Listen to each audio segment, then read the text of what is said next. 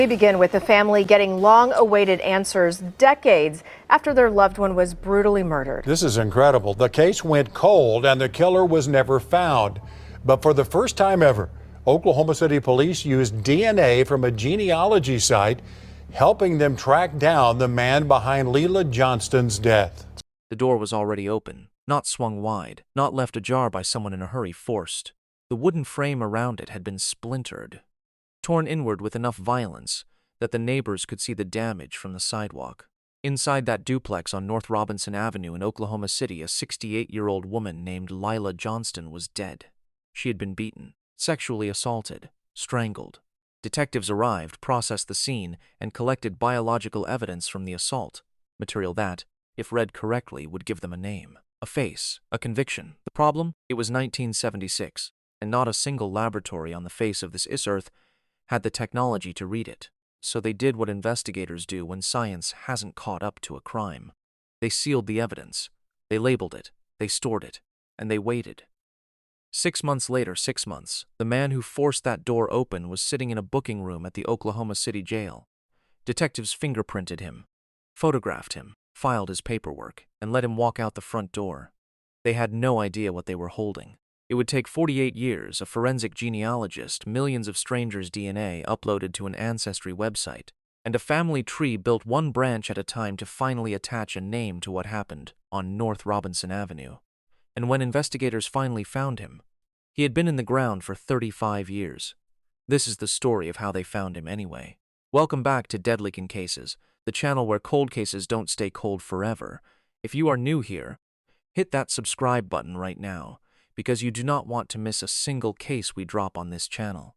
And before we go any further, drop a comment below and tell me where in the world you are watching from tonight. I want to know. It doesn't matter if it's 2 in the afternoon or 2 in the morning, wherever you are. Drop your city, your state, your country. Let's see how far this story reaches now. Let's go back to Oklahoma City, back to a neighborhood on the north side of town, back to a block where people had lived long enough to know each other by name, and back to a woman who deserved to grow old. Her name was Lela Johnston. She was 68 years old. She had spent the better part of her adult life working for the state of Oklahoma, processing welfare paperwork year after year, decade after decade, in a job that required patience and precision and a willingness to show up and do the work even when no one was watching. She was not the kind of woman who made headlines. She was the kind of woman who made things run, who kept records straight, who showed up. She had retired a few months before her death, a pension she had earned, a routine she had built over decades. She lived in one half of a duplex on North Robinson Avenue, a residential block of older homes and side units with small front yards and narrow driveways, the kind of street where people wave from their porches and notice when something seems off. Lela had been on that block long enough to be part of it. Her neighbors knew her. She knew them. She sewed clothes for her grandchildren. Her granddaughter Leslie grew up wearing outfits Lela had made by hand, cut from patterns and stitched together on a machine in a back room of that duplex. She tended a small garden in front of her half of the building. She had a life, a real one, built 1 year at a time over 6.5 decades, and someone ended it in a single night. The attack happened sometime on the evening of May 13th, 1976, or in the early hours of May 14th. What investigators would later piece together was this: an intruder came to the duplex on North Robinson Avenue, forced the front door inward with enough force to splinter the wooden frame, entered the home, and killed Lela Johnston inside the walls of the place where she had lived for years. She was beaten before she was strangled. The medical examiner's findings confirmed it. The injuries to her body told the story of what had happened in that home on that night, in a way that no witness would ever be able to, because there were no witnesses, none. Not a single person on that block had seen or heard anything unusual that night. The neighbor who found her the next morning, the one who walked next door because something felt wrong, because the door was open and Lela didn't leave her door open, that neighbor made the call to police. And Oklahoma City homicide detectives responded to the address on North Robinson Avenue and walked into a scene that would stay on the department's books unsolved for the next 48 years. They photographed everything: the splintered frame, the forced door, every room inside the duplex. They dusted for fingerprints on the door handle, the door itself, the surfaces inside the home. They collected trace material from the floors and the furniture. They bagged the biological evidence from the sexual assault, the single strongest piece of physical evidence from the scene, and they sent it to the state crime lab. At the time, there was no way to extract a genetic profile from a forensic sample. It had never been done. Not in Oklahoma, not in any other state, not in any country anywhere in the world. The science did not exist. DNA profiling as a forensic tool was still a decade away from its first real-world application. The detectives who processed that scene in May of 1976 were collecting material they had no way to read. They knew it. They collected it anyway. Because the hope, and it was only a hope at that point, a bet placed on the future of science, was that one day someone would be able to. So the samples went into storage, sealed, labeled, preserved alongside the rest of the physical evidence from the crime scene. And the investigation moved forward with what detectives did have: witnesses to interview, neighbors to canvass, records to pull, and a block full of people who might have seen something they hadn't yet told anyone about. Except none of them had. Oklahoma City detectives worked the Johnston case through the summer and fall of 1976. They canvassed every door within range of North Robinson Avenue. They interviewed Lila's former co-workers at the welfare department, her acquaintances, the people who knew her by name, anyone with even a peripheral connection to her life or to that address. They ran names through criminal records. They checked whether Lila had reported any disturbances in the weeks before the attack, whether anyone had been seen lingering around the property, whether there had been similar break-ins in the surrounding area. They followed every tip that came into the office. They knocked on doors a second time when no one answered the first, and they found nothing.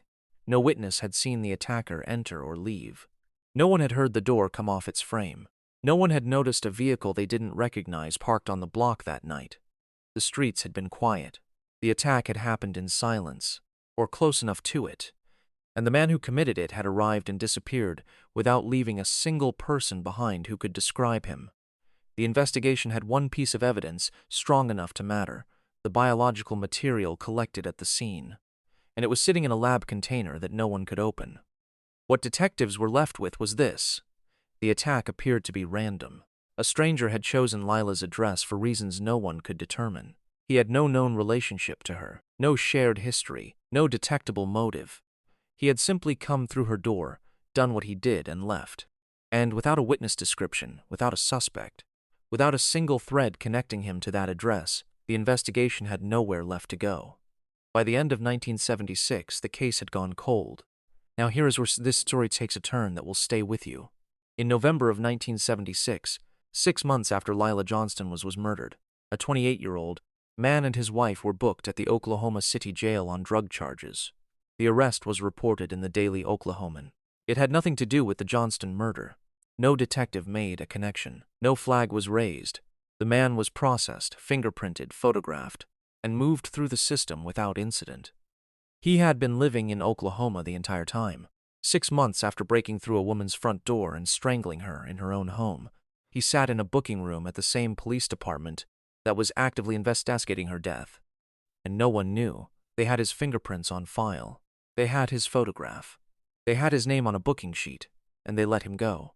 If you are watching this and feeling a cold knot forming in your chest right now, good. That means you understand exactly what that moment cost. Before we go further, if this story is already getting to you, if you can feel the weight of what I am telling you, then do me a favor right now. Hit that like button. It takes 2 seconds and it tells YouTube that this story matters. It helps this channel reach more people. And if you have not subscribed yet, do it now. We cover cases like this one, cases where the system almost worked, cases where science finally caught up, cases where families waited decades for a phone call that finally came. You do not want to find out you missed one now. Back to Oklahoma City. The man booked on Drogers November of 1976 was released, and then he disappeared back into his life. In 1981, he was arrested again on a separate, unrelated charge. Again, his name triggered nothing. Again, he passed through the system. Again, he was released. The connection between him and a cold murder case from 5 years earlier existed only in a sealed evidence container in a state storage facility, and that container still could not be opened. The Johnston case was inherited by new detectives as the years passed. Each one who picked up the file read through the original reports. Each one reviewed the evidence inventory. Each one looked for something the previous investigators might have missed. Each one reached the same wall. The canvass had been thorough. The interviews had been done. The records had been pulled. Science still could not give them what they needed. Some of the detectives who first worked the case retired before it was solved. Others transferred to different divisions or left law enforcement entirely. The case outlasted them. It outlasted the careers of every officer who had walked into that duplex in May of 1976 and photographed the splintered frame. The neighborhood around North Robinson Avenue changed. Residents moved in and moved out. The people who had known Lela in life aged and thinned. Her generation on the block retired, moved away, or died. The building changed tenants, new families came. The street that had once been full of people who recognized each other by name became something different over time. The way all neighborhoods do, slowly and then all at once. Oklahoma City itself changed. New construction pushed outward into land that had been empty when Lela was alive. The downtown skyline shifted. The population grew. The city in 2004 looked almost nothing like the city of 1976. But the evidence from that night was still in storage, sealed, unchanged, waiting. In 2004, 28 years after the murder, a state laboratory analyst finally processed the physical material from the crime scene and extracted something no one had been able to extract before: a complete genetic profile of Lela Johnston's attacker. A full DNA fingerprint, not a partial match, not a fragment. A complete usable profile of the man who had come through that door. For the first time in nearly 3 decades, investigators had something real. They entered the profile into CODIS, the FBI's national database of convicted offender DNA. The system was designed for exactly this moment. Upload an unknown profile from a crime scene, and if the offender has ever been convicted of a qualifying offense and required to submit a DNA sample, the system flags a match. The result came back empty, and here is why. And this is critical to understanding how a man can commit a murder, get arrested twice in the years that follow, and remain completely invisible to every law enforcement database in the country. The laws requiring convicted offenders to submit DNA samples didn't exist in 1976. They didn't exist in 1981. Most states didn't begin mandating DNA collection until the mid to late 1990s. A drug charge in Oklahoma in 1976 would not have generated a DNA sample. An arrest in 1981 would not have generated a DNA sample. The man who killed Lela Johnston had moved through the criminal justice system multiple times and left no genetic record behind. Not because he was careful, not because he had avoided detection, but because the laws that would have captured him hadn't been written yet. CODIS ran the Johnston profile automatically against every new entry added to the database. Every time a new offender sample was submitted by any state in the country, the system checked it against the unsolved case file. For nearly 2 decades after 2004, that check ran, and for nearly 2 decades, it returned the same empty result. The profile existed. The name did not. What time is it where you are right now? Seriously, drop it in the comments. I want to know what hour of the day it is for you while you are sitting with this story. There is something about a case like this one, 48 years of nothing, and then everything, that hits differently depending on whether the sun is up or down. Now let's talk about Leslie Sullinger. Leslie was Lela Johnston's granddaughter. She had been young when her grandmother was killed, young enough that the loss shaped the entire backdrop of her childhood. She grew up wearing clothes Lela had sewn for her. She grew up knowing that no one had been caught, that no name had ever been put to what happened, that the man who walked through her grandmother's door had walked away from it and kept walking for the rest of his life. As the years accumulated, the possibility of an answer felt smaller and smaller. She watched the news. She saw cold cases being solved in other cities, families standing at podiums in states she had never been to, thanking detectives who had refused to close files that should have stayed open. She watched the technology reach other families. She watched it cross state lines in decades and deliver answers to people who had waited almost as long as she had. And the phone didn't ring. "I thought it would never be finished," she said. It had been so long. She carried the open question the way families of unsolved murder victims carry. It not loudly, not constantly, but always present. A low-grade weight that never fully lifts. The particular kind of grief that comes not just from losing someone, but from never knowing why. Never knowing who, never having anywhere to put the anger, because there is no face attached to it. Leslie Sullinger went from a young girl who wore handmade school clothes to a grandmother herself in the time it took Oklahoma City police to get a name. 48 years. In May of 2023, the Oklahoma City Police Department's Cold Case Unit partnered with DNA Labs International, a private, forensic laboratory based in Florida that specializes in a discipline called investigative genetic genealogy. The department had been looking at its oldest unsolved cases, looking for new approaches. DNA Labs International had a track record of doing exactly what CODIS could not, identifying suspects in cold homicides where traditional database methods had failed completely. Here is how the process works, and I want you to understand this, because what this genealogist did over the next 12 months is one of the most extraordinary pieces of detective work in the history of this case. Instead of checking the crime scene DNA profile against a database of convicted offenders, a forensic genealogist uploads it to public ancestry databases, the same platforms where millions of ordinary Americans have voluntarily submitted their genetic data through consumer testing kits. Companies like GEDmatch, platforms where people upload their results to find distant cousins, trace their heritage, build their family trees. If a distant relative of the offender, not the offender himself, a distant relative, has taken one of those consumer DNA tests and uploaded their results, the genealogist can identify the shared genetic segments between that relative and the crime scene sample. And from there, she can start building a family tree, not forward from the suspect, backward from the match. Birth records, marriage certificates, death records, census data, public genealogical records going back generations. The relative doesn't need to be close. A second cousin is enough, a third cousin, someone who shares enough genetic material to indicate a connection several generations back. That connection, that thread, is enough to start pulling. Allison Martin Krensky, a forensic genealogist at DNA Labs International, took on the Johnston file. She uploaded the 1976 crime scene profile to the public ancestry databases and began searching for relatives of the unknown man who had killed Lela Johnston 47 years earlier. They appeared.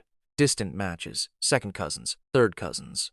People who had never heard of Lela Johnston, who had no idea their consumer DNA test was now part of a cold case investigation, who had simply wanted to know where their great-grandparents came from and had handed over the genetic key that would eventually unlock a 48-year-old murder. Martin Krinsky began tracing the connections outward from those matches. She built the family tree one document at a time, one birth record, one marriage certificate, one census entry. She cross-referenced names and dates and locations across states and generations, looking for where the branches converged. She worked alongside Oklahoma City cold case detectives for more than a year.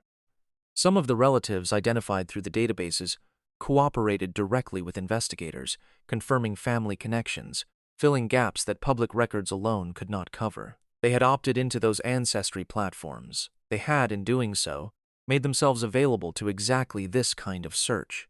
Without people who had never heard of North Robinson Avenue and had no connection to the crime, without strangers who took a DNA test to find out their ancestry, the identification would not have been possible. Branch by branch, the tree narrowed. 12 months of work. More than a year of records and cross-references and dead ends and reroutes and confirmed connections and eliminated branches, and then one branch, one man, born in 1948, a resident of Oklahoma, 28 years old in May of 1976.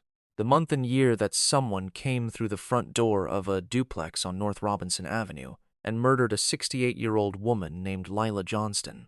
His name was Charles O. Droke. Now pay attention, because this is where the story stops being just a cold case and becomes something else entirely. Charles Droke had a criminal record in Oklahoma. He had been arrested before. He had moved through the criminal justice system on minor charges for years, arrested, processed, released, without anyone connecting him to the unsolved murder on the north side of town. He was the 28-year-old booked on drug charges in November of 1976, 6 months after the murder.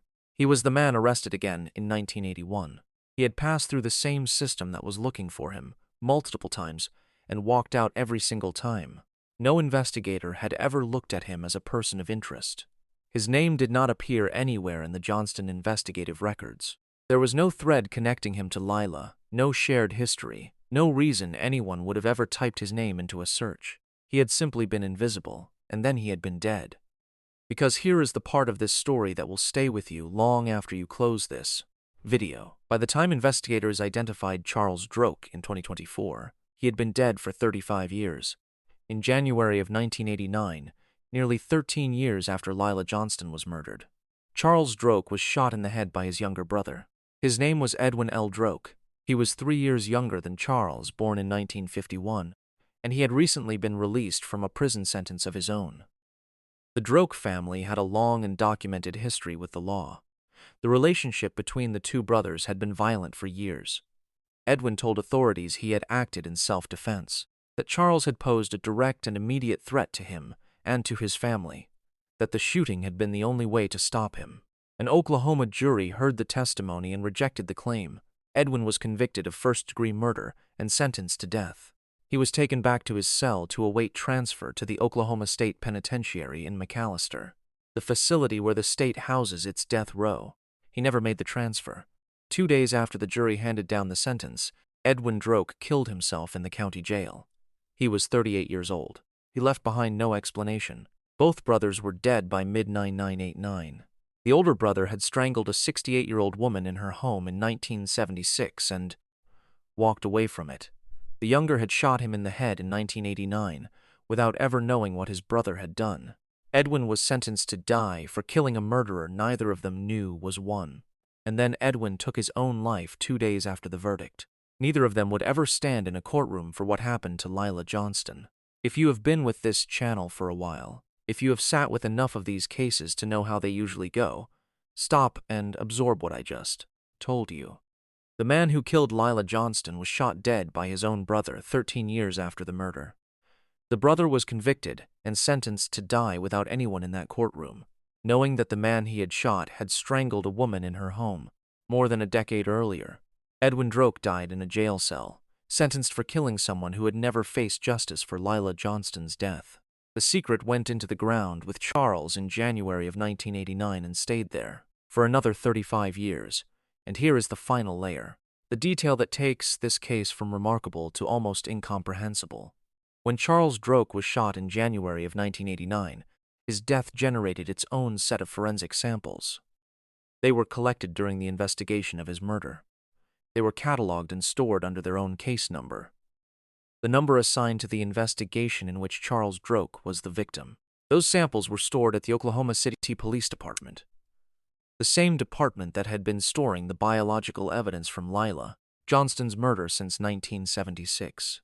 For 35 years, the forensic material from Charles Droke's death and the forensic material from Lela Johnston's death sat in the same police department, in the same storage system, filed under separate case numbers attached to separate investigations that had nothing to do with each other.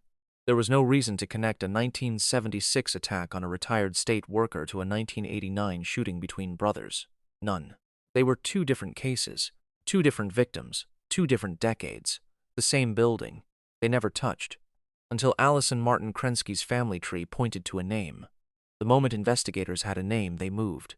They pulled the forensic material from Charles Droke's 1989 murder investigation and compared it to the biological evidence collected from Lela Johnston's crime scene in 1976. It matched. Charles O'Droke, 28 years old in May of 1976, already in the system 6 months later, arrested again 5 years after that, dead at the hands of his own brother 13 years after the murder, was the man who had come through Lela Johnston's front door. He had no known connection to her, no relationship, no shared history, no reason anyone could find to explain why he had chosen her address. He had simply come through her door, killed her, and left. And then he had lived his life, moved through the system, gotten arrested, gotten released, gotten shot, and taken what he knew with him. On December 6, 2024, the Oklahoma City Police Department held a press conference at its headquarters. They announced that the Johnston homicide, open since May of 1976, 48 years on the books, had been solved. Charles O. Droke was named as the attacker. It was the first homicide the Oklahoma Police Department had ever solved using forensic investigative genealogy, and Leslie Sullinger was alive to hear it. She had carried the open question since she was a child. She had grown up in the shadow of it. She had watched other families get answers on the evening news, and wondered if her family would ever be standing at one of those podiums. She had told herself, more than once, that she thought it would never be finished, that too much time had passed, that the man behind it had gotten away with it. She had been wrong. I just couldn't believe it, she said, after all these years. And then, the words that say everything that needs to be said about what 48 years of waiting does to a family, and what a single phone call can undo. It is very important that this is solved. I feel an inner peace now." Leslie Sullinger was a grandmother when she said those words. She had been a child when it happened. The wait had lasted longer than many people's entire lives. Lela Johnston worked for the state of Oklahoma for most of her adult life. She retired with a pension. She sewed clothes for her grandchildren. She tended a garden in front of her half of a duplex on the north side of Oklahoma City. She had built a life 1 decade at a time, the way people do, quietly, steadily, without any expectation that it would end the way it did. She deserved to grow old. The man who took that from her was fingerprinted 6 months later and released. He was arrested again 5 years after that and released again. He was shot by his own brother 13 years after the murder. He was dead for 35 years before anyone knew what he had done. The evidence that would eventually confirm it sat in the same building as the evidence of his death for more than 3 decades, filed under separate numbers, in separate boxes connected by nothing, until a forensic genealogist in Florida uploaded a 48-year-old DNA profile to a public ancestry database and started building a family tree. That is how justice found Charles Droke. Not in a courtroom, not in handcuffs, not with a trial or a sentence or a cell, but in a press conference, in a name read aloud, in a file stamped closed after 48 years, and in a granddaughter who finally, had somewhere to put everything she had been carrying. The door on North Robinson Avenue was forced open on the night of May 13, 1976. It took until December 6, 2024 to close it. What's the weather like where you are right now? Drop it in the comments. I genuinely want to know. And if this case stayed with you the way it's staying with me, go check out the rest of the solved cases in the playlist. The next one is already waiting. Subscribe so you never miss the moment a cold case finally breaks. I'll see you in the next one.